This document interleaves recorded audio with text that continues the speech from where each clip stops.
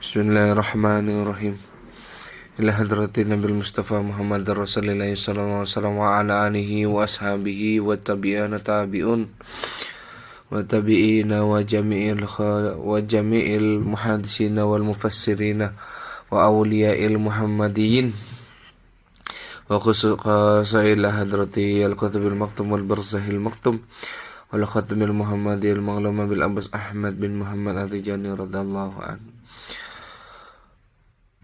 wa ila hadrati jami'i khalifatihi wal muqaddamihi wa ikhwanihi wa ahbabihi min tariqati tijaniyah radhiyallahu anhum ajma'in wa khususa ila hadrati sahamatul imam syekhuna Salahuddin bin Mahmud Al-Hasani Al-Tijani radhiyallahu anhu wa khususa ila hadrati al-arifur rahmah waziratul hikmah fil bahri manawiyah Syekhuna Ahmad Al-Khairi Ar-Radi Al-Tijani radhiyallahu anhu. Ibarakati Nabil Mustafa Muhammad Rasulullah sallallahu alaihi wasallam. Al-Fatihah. A'udzu billahi minasy syaithanir rajim. Bismillahirrahmanirrahim. Alhamdulillahi rabbil alamin. Ar-Rahmanir Rahim Maliki yaumiddin. Iyyaka na'budu wa iyyaka nasta'in ihdinas siratal mustaqim.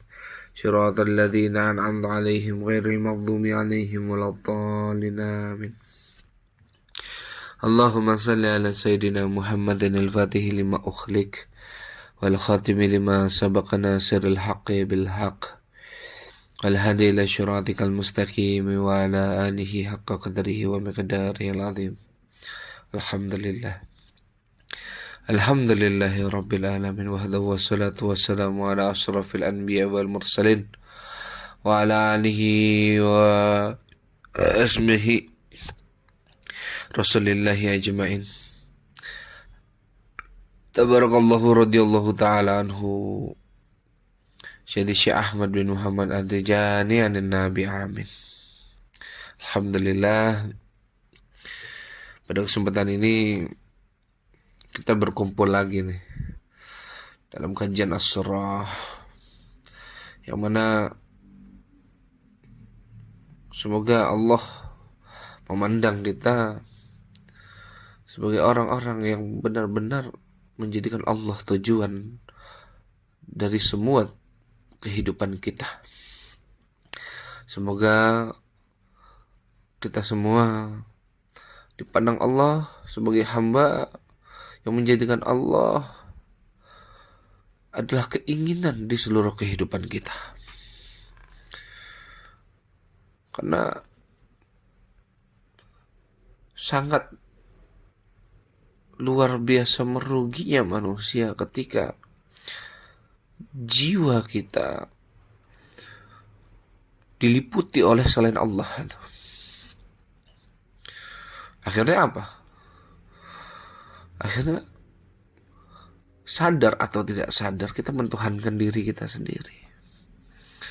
Sehingga kita bilang jodoh urusan Allah, tapi kita merasa yang mendapatkannya sebab usaha kita. Mati urusan Allah, tapi kita itu minum obat berharap sembuh dari penyakit itu.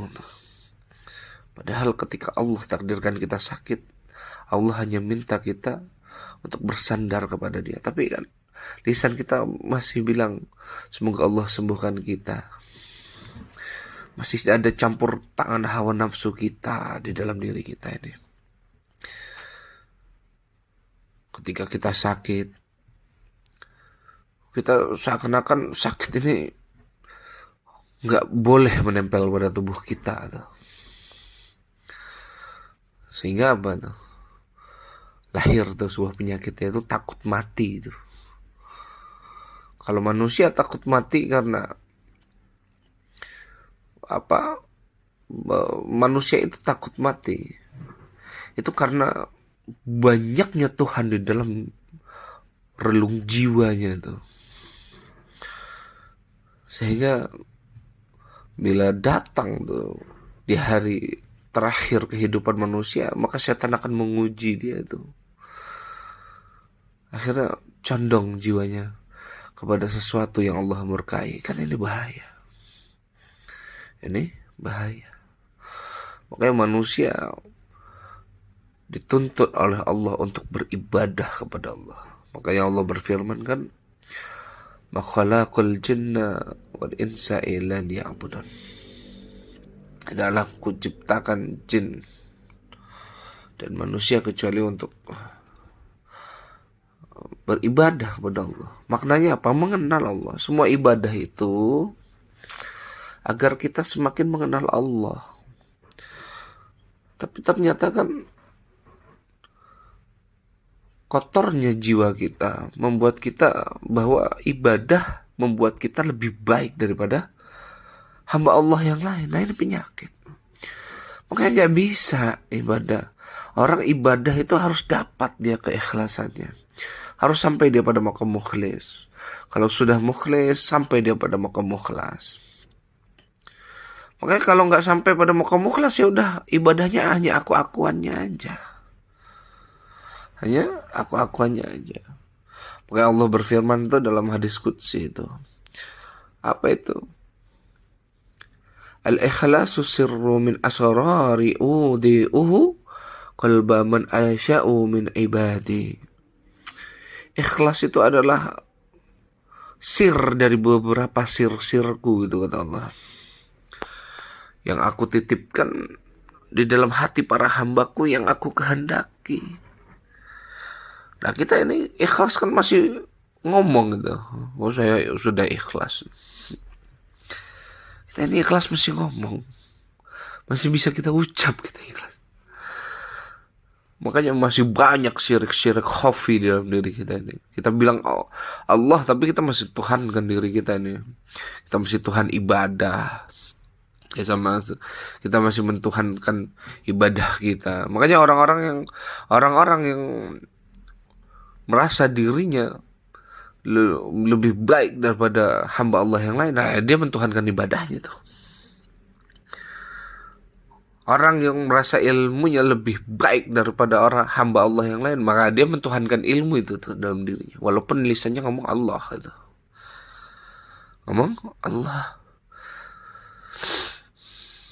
Kita ini masih banyak mentuhankan. Makanya madrasah thariqah itu membersihkan zahir batin kita, menata zahir batin kita. Agar apa? Agar kita paham ibadah itu apa sih. Makanya ahli ibadah itu adalah, siapa sih ahli ibadah itu? Ahli ibadah itu adalah orang yang husnuzonnya itu sangat tinggi kepada Allah. Dia nggak goyang dengan keadaan yang telah Allah takdirkan pada kehidupannya, itu nggak goyang. Itu ahli ibadah. Itu pun masih belum kelas arif itu. Belum. Masih ahli ibadah itu. Masih jauh. Kedekatan dia sama Allah masih jauh. Makanya ahli ibadah adalah orang yang husnuzonnya sangat tinggi kepada Allah. Makanya kan ulama-ulama dulu itu luar biasa dahsyat ya. Ketika mereka diuji, mereka bilang, Allah sedang menggugurkan dosaku. Ketika dia sakit, Allah sedang menggugurkan dosaku. Apapun keadaan buruk yang hadir padanya, dia bilang Allah sedang membersihkan diriku. Allah sedang, makanya apapun yang terucap pada dia, alhamdulillah. Seperti dawuh baginda Nabi SAW bilang, kau dapatkan sesuatu yang baik, ucapkan alhamdulillahirabbil alamin. Bilang kau dapatkan yang buruk, ucapkan alhamdulillah ala kulli hal. Semua hidupmu, di setiap nafasmu, kedipan matamu, detak jantungmu, itu hanya untuk memuji Allah, gak lebih. Kehidupan kita hadir di dunia ini hanya untuk mengenal Allah, lalu kita puji dia, hanya untuk itu. Nah, kita gimana mau kenal cewek nih? Ibaratnya kias. Kita gimana mau memuji wanita itu cantik kalau kita nggak kenal? Maka ketika saya memuji seorang wanita yang mana saya nggak kenal dan belum pernah bertemu, berarti ucapan saya itu kan dusta, bullshit. Tapi setidaknya dipandang baik kan. Setidaknya dipandang baik. Karena sering menyebutkan, akhirnya lama-lama bisa ketemu kan kayak gitu. Tapi itu semua nggak bisa kan kalau misalnya nggak ada teman yang deketin. Atau nggak ada perantaraan yang bisa membuat saya bertemu dengan wanita itu. Nah begitu juga gitu. Ketika kita mendekatkan diri kepada Allah, nah kita butuh seorang mursyid yang bisa mengantarkan kita kepada Allah, mengantarkan kita kepada baginda Nabi Muhammad SAW. Nah itu semua ada di madrasah thariqah. Makanya orang-orang yang menolak thariqah itu kebanyakan orang-orang yang menolak thariqah, orang-orang yang menjelekkan thariqah, orang-orang yang sulit dia memahami thariqah, kotor hatinya itu. Kotor hatinya. Kenapa? Karena sesuatu yang koreng di dalam dirinya itu nggak mau dia obati itu. Kalau bahasa keren sekarang, ya udah kembali kepada Quran dan Sunnah saja. Nggak usah mursyid-mursyidan, nggak usah thariqah-thariqahan. Oke, kalau kembali kepada Quran dan Sunnah. Tapi kayak gimana kita memahaminya itu? Tetap kan kita butuh ustadz. Ya kalau ilmu dia bersanad sampai baginda Nabi Muhammad SAW. Ya kalau ruhaniyahnya tersambung kepada baginda Nabi Muhammad SAW. Makanya orang yang menolak hikmah adalah orang yang selalu memutuskan rahmat hamba Allah yang lain kepada Allah. Udah. Makanya orang yang menolak hikmah itu apa? Orang yang selalu memutuskan rahmat Allah kepada hamba-hambanya yang lain selain dia. Dan penyakit, bahaya. Makanya ada kisah kan, ahli ibadah yang luar biasa ibadahnya itu. Di dalam kitab Mawaizul Usfuriyah itu. Ada ahli ibadah siang malam itu ibadah. Salatnya nggak pernah tinggal, baca Qurannya nggak tinggal, hafalan hadisnya luar biasa, dahsyat ibadahnya. Tapi ketika dia wafat, lalu dia bertemu dengan hadrah Allah yang suci itu. Lalu dia berkata, ya Allah, apa yang akan kau berikan kepadaku sebab ibadahku seperti ini? Allah bilang apa? Masuk engkau ke dalam neraka. Oh kaget ahli ibadah. Kenapa ya Rob? Karena engkau di dunia pernah memutuskan rahmatku kepada hambaku yang lain. Ini orang-orang yang menolak hikmah. Makanya orang ketika memahami agama secara zahir, ya udah keras hatinya. Kebanyakan orang itu mengikuti sunnah Nabi secara zahir aja. Tapi sunnah Nabi secara batin susah mereka. Bahkan kenapa? Karena itu hanya dipahami dengan hikmah. Iya. Orang yang ngikutin Nabi sunnah secara zahir, yang tampak aja sama zahiriah mereka, ya udah mereka lakuin sunnah-sunnah Nabi itu. Tapi batin mereka kayak gimana? Makanya tobat dari maksiat itu gampang. Makanya ketika diri kita kotor karena kemaksiatan, maka pintunya taubat. Tapi ketika hati kita kotor karena kemaksiatan, bagaimana cara taubatnya? Maka itu ada di madrasah thariqah. Duduk di hadapan seorang mursyid, dibimbing jiwa kita, sehingga kita rapi, terus tertata zahir batin kita. Dari situ kita mulai berubudiyah dengan baik. Dari situ kita mulai itu suluk berjalan menuju kehadiran Allah, mengenal Allah di seluruh kehidupan kita. Makanya orang ketika dia benar-benar mengenal Allah, para wali itu nggak ada udah kegelisahan dia di dunia dan di akhirat. Makanya manusia ketika dia belum mengenal Allah, ibadahnya perintah. Tapi ketika dia telah dekat dengan Allah, mengenal Allah, ibadahnya adalah tanda cinta Tuhan kepada dirinya tuh. Beda.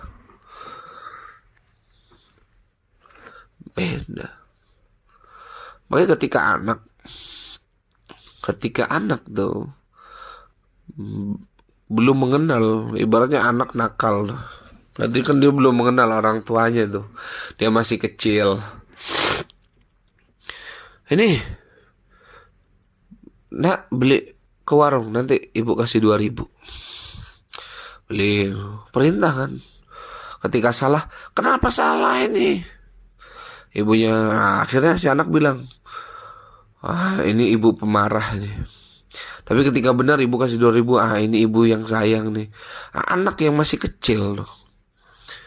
Maka nama ibunya berubah-ubah. Ini ibu si pemarah, ini ibu cerewet, ini ibu penyayang, ini ibu tukang gosipin tetangga, ini ibu yang itu. Tapi ketika dia udah besar berakal, lalu dia udah mulai masuk dalam kehidupan, kan dia sadar. Akhirnya dia sadar ketika orang tuanya memberi kepada dia sadar bahwa apa? Dia udah mulai kenal tuh makna orang tua, apalagi ketika dia udah punya anak. Oh, dia mau tahu apa yang diberikan oleh orang tuanya adalah tanda cinta orang tuanya kepada dia. Tapi ketika dia kecil, dia hanya paham itu adalah perintah. Nah, ini Anda jelaskan kias seperti ini agar mudah bisa difahami. Makanya bedanya ahli ibadah. Makanya ahli ibadah itu siapa tuh? Ahli ibadah yang memiliki tingkat husnuzon yang sangat tinggi kepada Allah Subhanahu wa taala. Tapi kalau di ahli ibadah masih mudah goyang dengan keadaan, mudah mengeluh, was-was, galau sama takdir yang Allah tentukan. Nah itu dia lagi belajar ibadah, nggak salah. Makanya tasawuf nggak bilang salah. Makanya orang yang mudah bilang itu salah, nah, itu orang yang nggak memahami hikmah.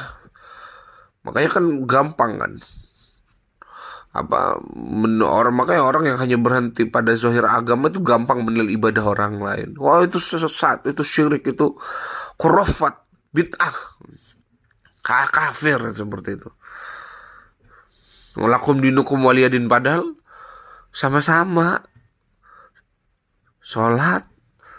Makanya karena dia pahamnya seperti apa, paham kita seperti apa, kita dibilang lakum dinukum waliyadin. Lah kita ini agamanya sama Islam.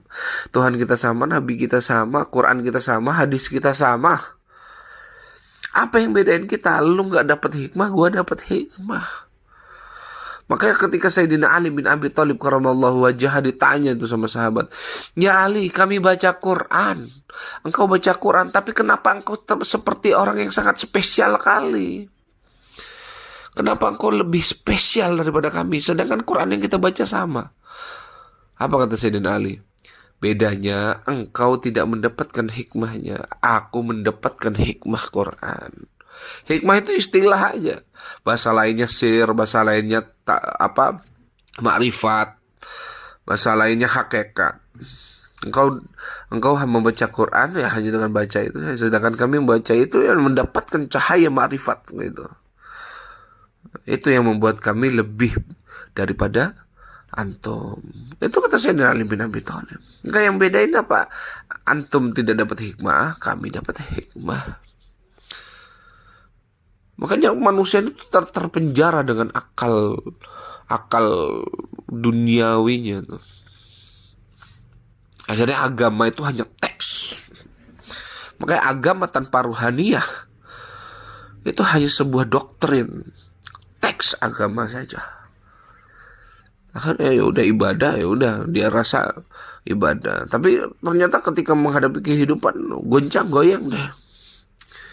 Ya Allah, saya udah banyak ibadah, tapi kenapa engkau masih memberikan sesuatu yang sulit seperti ini? Aku telah beribadah. Makanya semua manusia pasti diuji. Makanya Allah berfirman itu, khalaqul maut wal hayah liyabluwakum ayyukum ahsanun amala. Kuciptakan kematian dan kehidupan Itu maknanya apa? Kuciptakan semua itu susah, seneng, enak, nggak enak, sehat, sakit, semuanya yang berpasangan dan bertolak belakang itu hanya untuk apa? Liyabluwakum tuh. Mengguncang kalian semua, kata Allah. Biar apa? Ayyukum ahsanun amala. Agar aku melihat siapa yang beramal baik gitu. Maknanya apa? Mengenal Allah Subhanahu wa taala. Nah, gimana kita bisa memahami ini? Yang bisa mewariskan sifat-sifat seperti ini madrasah para sufi, madrasah thariqah. Makanya semoga kita semua itu digiring Allah untuk masuk ke dalam thariqah, mengenal semua mursyid. Mau thariqah apa aja khair. Yang penting masuk dalam thariqah. Mau thariqah Qadiriyah, Naqsabandiyah, Rifaiyah, Tijaniyah, semua thariqah khair. Masuklah dan sodiklah, bersihkan jiwamu dan berjalanlah kepada Allah Subhanahu wa taala. Berjalanlah kepada Allah Subhanahu wa taala. Karena orang yang tidak menjadikan Allah tujuan kehidupannya adalah orang yang paling buruk dalam semua kehidupannya. Dan kita kikis ini. Tuhan apa? Tuhan suami, Tuhan anak. Kita kikis pelan-pelan. Bukan berarti kita hilangkan, tapi makna dikikis apa? Kita balut, kita selimuti jiwa itu dengan rahmat Tuhan. Akhirnya apa? Bisa kita bilang, aku mencintaimu karena Allah. Aku mencintai anakku karena Allah. Aku mencintai istriku karena Allah. Aku mencintai suamiku karena Allah. Aku beribadah karena Allah. Aku kerja karena Allah. Akhirnya tidak ada yang nilainya tidak ibadah. Nah, ini bedanya ibadah orang yang jahil dan orang yang berilmu. Nah, sahabat langkah santri, ketika kita telah memahami aspek-aspek tentang keibadahan ini, akhirnya kita paham ibadah itu adalah suatu bentuk ketundukan dan ketaatan yang mencapai puncaknya sebagai dampak dari rasa pengagungan yang bersemai dalam lubuk hati seseorang terhadap siapa yang kepadanya ia tunduk. Makanya rasa itu lahir akibat adanya keyakinan tuh dalam diri yang beribadah bahwa objek yang kepadanya ditujukan ibadah itu memiliki kekuasaan yang tidak dapat terjangkau. Kayak gitu. Yaitu apa? Kemarifatan hakikatnya. Makanya luar biasa. Manusia ini kan, kita ini kan beribadah masih sesuai dengan hawa nafsu kita. Memang penting kita. Hawa nafsu itu adalah anugerah dari Allah kepada manusia. Tapi kita perlu mendidik diri kita sehingga nafsu ini bisa kita bawa. Kenapa? Karena nafsu ini seperti binatang.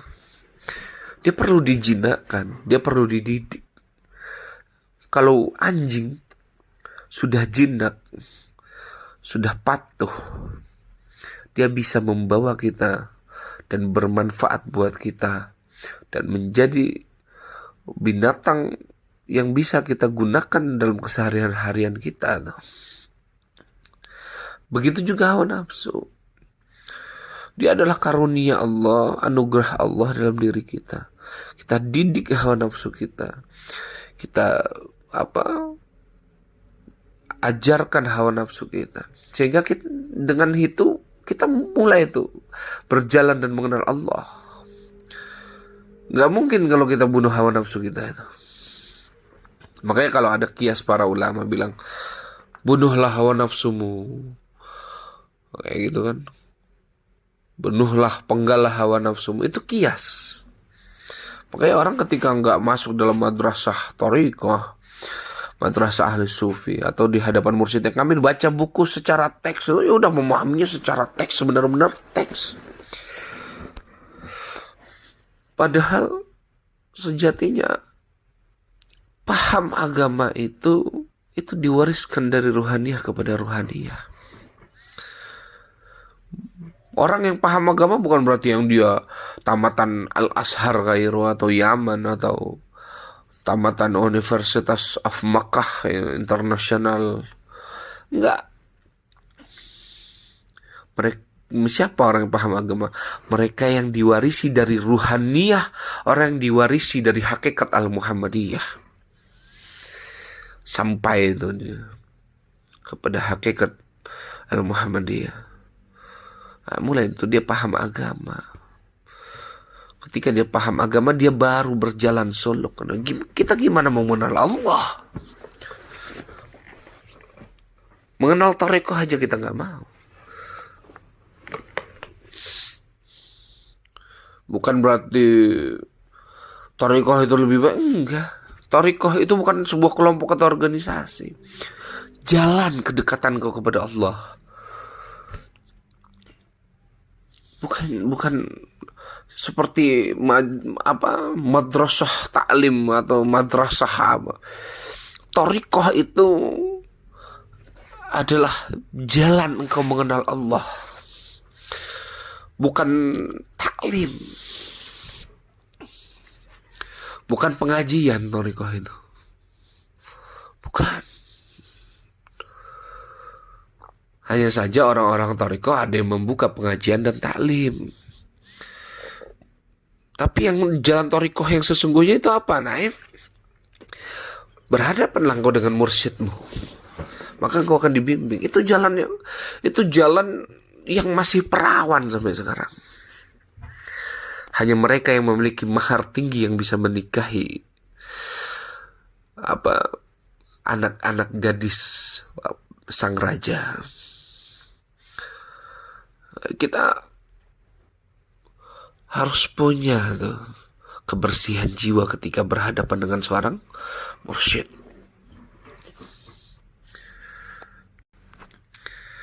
Oleh sebab itu, sahabat Langkah Santri, seorang muslim itu seharusnya selalu merasa tidak memiliki sesuatu apapun.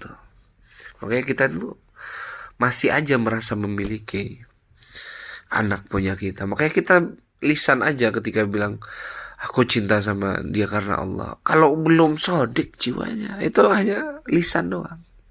Aku mencintai istriku karena Allah, aku mencintai suamiku karena Allah. Itu hanya dididik oleh akal, ya tuh. Belum keluar dari ruhaniyahnya. Makanya Syekh Ramadan Al-Buti itu menjelaskan bahwa seorang muslim itu seharusnya selalu merasa tidak memiliki sesuatu apapun. Kenapa? Karena segala sesuatu adalah milik Allah Subhanahu wa taala. Nah, ini kan kita masih teks dan konsep dalam akal kita. Kita belum bisa hal itu keluar dari ruhaniyah kita, dari jiwa kita. Kita merasa memilikinya sangat besar. Kenapa? Karena hawa nafsu kita masih menguasai diri kita. Kita belum bisa mendidik. Kita ini masih terdidik dengan hawa nafsu yang terselimuti dengan ad-dunya. Maknanya apa? Sesuatu yang melalaikan. Yang melalaikan kita dari Allah. Makanya seorang muslim seharusnya selalu merasa tidak memiliki sesuatu apapun. Karena segala sesuatu adalah milik Allah Subhanahu wa ta'ala. Bahkan dirinya sendiri pun milik Allah. Hamba Allah. Makanya kita tuh masih hamba. Kita tuh masih belum lah. Kita hamba Allah ini masih di lisan. Ketika kita dipecat dari kerjaan, kita emosi, marah. Ya itu hamba kerjaan. Nah, kita diusir dari sebuah perusahaan, kita hamba perusahaan. Ketika kita melihat istri kita gak sesuai dengan apa yang kita kehendaki itu, apalagi pakai dalil agama kita ngomelin istri kita, ya udah, kita hamba istri, kita hamba ilmu. Kita ini belum hamba Allah, masih jauh. Itu adalah derajat yang sangat tinggi dan luar biasa. Makanya Allah memanggil tuh semua hambanya itu dengan panggilan yang luar biasa kan, ya ayyuhal nafsul mutmainnah irji'i ila rabbika radiyatan mardiyah. Wadkhulil ibadi wadkhulil jannati. Jiwa-jiwa yang tenang. Itu hamba-hamba Allah tuh. Gak goyang ya. Dengan keadaan yang Allah tangan. Dia sodik jiwa yang kepada Allah. Nah, kita masih jauh. Maka jadikan Allah dulu adalah tujuan kehidupan kita. Masuk kita dalam madrasah thariqah, dibimbing kita oleh mursyid-mursyid kita, guru-guru kita yang mana mereka telah terwarisi oleh warisan-warisan dari ruh Nur Muhammadiyah. Sehingga kita apa? Dengan cahaya itu kita bisa melewati jalan yang gelap ini. Makanya Imam Ghazali bilang, dunia ini bagaikan hutan rimba yang gelap. Dunia ini bagaikan hutan rimba yang sangat gelap, luar biasa. Penerangnya siapa? Para mursyid, kata Imam Ghazali. Orang-orang yang telah wusul kepada Allah. Mereka yang telah mengenal Allah. Berpeganglah dengan obor-obor mereka di dalam hutan ini agar engkau tidak tersesat dan tidak dimakan oleh binatang buas. Nah ini kan hikmah yang luar biasa. Nah, semua ulama-ulama dulu itu tidak pernah meninggalkan hikmah. Makanya orang yang selalu belajar hikmah. Makanya hikmah itu bukan nangkep jin, berhubungan sama kebatinan gitu. Enggak, hikmah itu yang seperti itu udah. Hikmah itu adalah kita menggedor ruhaniyah manusia agar menyadarkan mereka agar mereka mau berjalan menuju Allah Subhanahu wa taala. Agar mereka jiwanya mentuhankan Allah Subhanahu wa taala, bukan mentuhankan diri mereka sendiri. Kita percaya Allah udah ngurus semua rezeki kita, tapi ketika rezeki kita seret gitu, puyeng kita, kan masih bohong gitu. Seakan-akan kemarin-kemarin kita kayak nggak dapat nikmat dari Allah aja, baru diuji sebentar aja hilang rasa nikmat yang kemarin tuh. Nah makanya orang yang keaku-akuannya masih besar, mereka yang memahami agama secara zahir, ketika dia mendapatkan nikmat, ya udah, nikmat itu kayak makanan yang masuk ke dalam mulut, lewat aja, akhirnya jadi kotoran.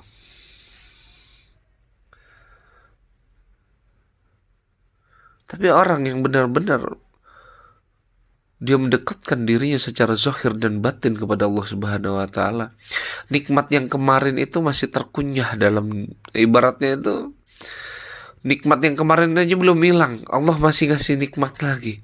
Maka akhirnya dia makin bersyukur, walaupun keadaan itu buruk, dia makin bersyukur kepada Allah. Makanya surga itu kan dijelaskan oleh guru-guru kita bahwa orang yang makan makanan surga, dia kunyah sekali, lalu dia makan makanan yang lain, rasa makanan yang kemarin, yang tadi itu gak hilang. Lalu makan lagi makanan yang tadi itu rasanya belum hilang. Itu mencerminkan apa? Itulah jiwa para arifin. Itulah jiwa para wali Allah. Itulah jiwa-jiwa hamba Allah. Nah, itu hamba Allah. Itu kan kias itu. Walaupun keadaannya nanti di surga memang seperti itu yang dijelaskan dalam hadis. Tapi ketika kita bawa kepada kehidupan kita yang sekarang, kan kita kiaskan dalam seluruh kehidupan. Jadi hamba Allah itu siapa? Yang tidak terguncang dengan keadaan. Nikmat yang kemarin itu masih dia rasakan. Lalu hadir sebuah keburukan, dia masih merasakan nikmat yang kemarin. Akhirnya di hadapan dia, keburukan itu menjadi sebuah nikmat Allah dan membuat dia semakin bersyukur kepada Allah. Nah, itu kan susah. Kenapa? Karena hawa nafsu kita ini, kita masih tuhankan diri kita, masih tuhankan hawa nafsu kita. Zuhir batin kita ini belum tersusun rapi, tapi kita udah bilang Allah, Allah, Allah. Makin diuji kita dengan itu. Makin Makanya semoga Allah kuatkan langkah kaki kita untuk datangi madrasah thariqah. Mau masuk thariqah mana aja khair. Jangan sampai kita itu nggak dekat dengan majelis thariqah. Datangi semua para guru-guru mursyid. Duduk di hadapan mereka dengan kebersihan jiwa. Sodik jiwa kita. Terima bimbingan dari beliau. Dan jalankan itu sampai akhir hayat kita. Sehingga kita bisa mengenal Allah. Makanya seorang muslim seharusnya selalu merasa tidak memiliki sesuatu apapun.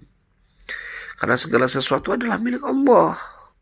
Bahkan diri kita sendiri ini milik Allah.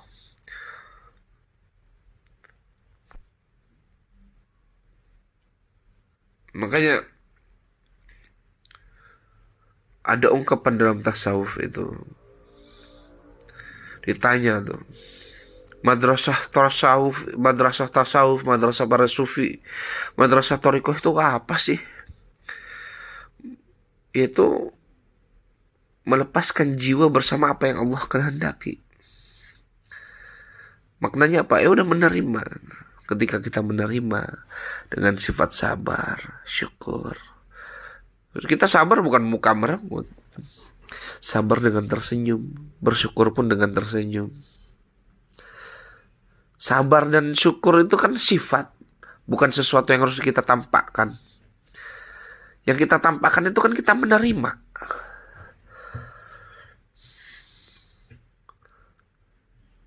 Ini sabar ditampakin. Belum sabar. Dapat musibah, alhamdulillah ada masih sabar. Ngomong lagi. Allah ya Rabb. Makanya keikhlasan dalam beribadah itu sangat luar biasa susah. Sangat luar biasa dahsyat lah ya, susah. Makanya kita ini kalau nggak Allah tutup dengan sifat satarnya, wah, hidup kita mah aib semua. Ibadah kita ini aja, ibadah kita dari hidup sampai mati kita mungkin. Kalau Allah nggak tutup aib-aib kita karena rahmatnya, wah, nggak sebanding dengan aib-aib kita. Ibadah kita baru 20 tahun. Nah, kita melakukan keburukan, mungkin di mata Allah keburukan hanya setahun. Terus ibadah 20 tahun, itu ibadah 20 tahun belum tentu nutupin keburukan 1 tahun. Belum tentu. Karena keburukan itu kan kayak virus corona, itu menyebar, merembet. Lalu diceritakan dari tetangga ke tetangga, orang tahu keburukan kita tuh. Kita kalau bukan Allah menutup diri kita ini karena rahmatnya, wah, aib semua kita ini. Makanya apa yang mau kita banggain dalam ibadah kita kepada Allah? Apa yang mau kita harapkan dari ibadah kita kecuali rahmat dan ridhonya? Dan kita ini masih bohong, ibadah ikhlas saja enggak, apalagi mukhlas. Kita sampai ke mukhlas saja enggak, apalagi mukhlas. Makanya Imam Junaid al-Baghdadi itu,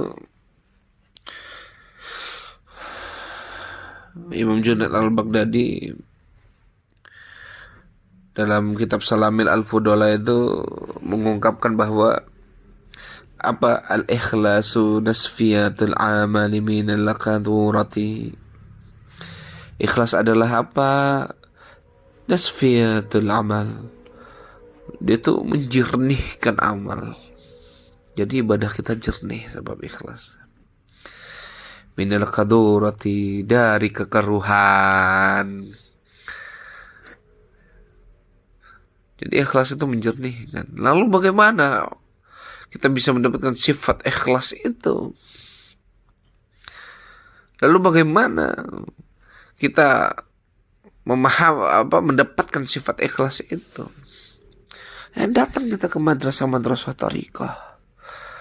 Duduk kita di hadapan para mursyid. Karena ikhlas itu bukan diajarkan, tapi diwariskan. Itu diwariskan dari ruh ke ruh yang lain. Sehingga ruh orang yang diwarisi terikat dengan ruh baginda Nabi Muhammad sallallahu alaihi wasallam. Makanya tasawuf itu dibangun itu dari 3 hal.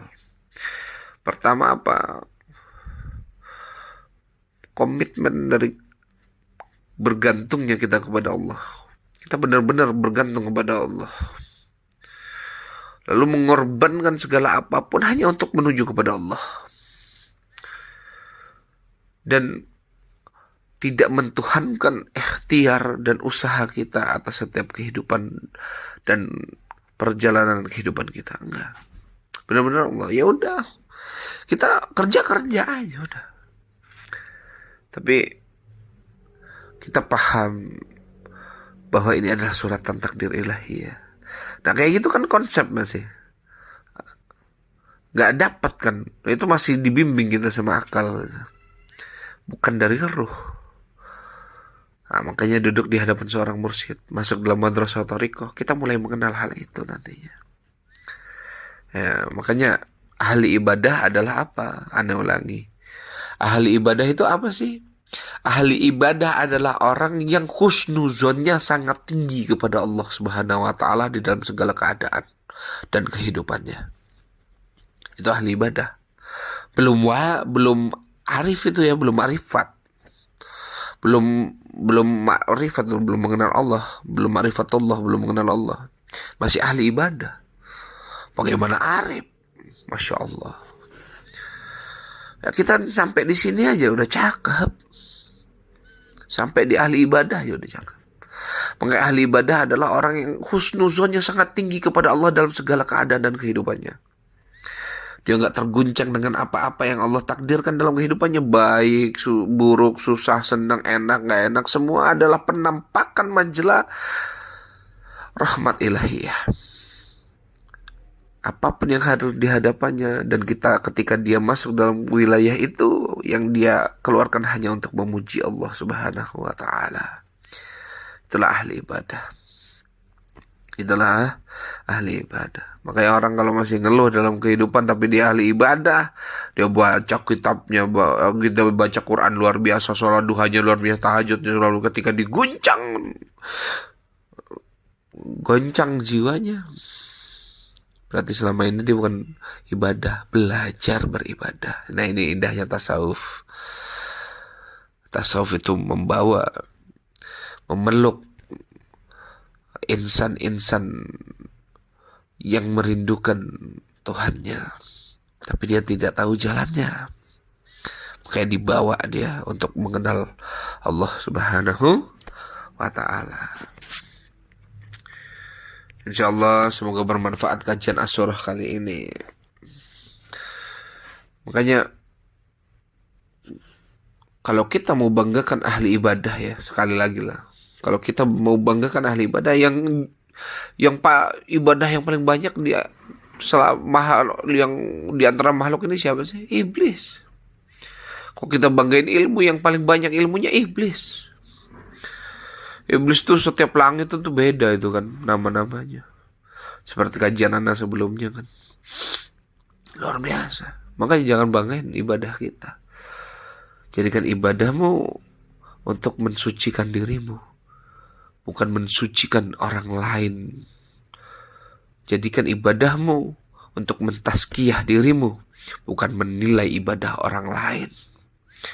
Jadikan ibadahmu sarana perjalanan dirimu untuk mengenal Allah, bukan untuk melihat aib orang lain.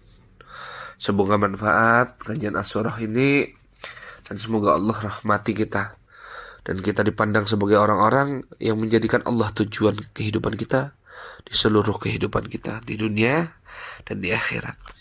Allahumma salli ala sayyidina Muhammadin al-Fatihi lima ukhliq wal khatimi lima sabaqa nasiril haqqi bil haqq wal hadi ila syiratikal mustaqim wa ala alihi haqqa qadrihi wa miqdarihi al-azim.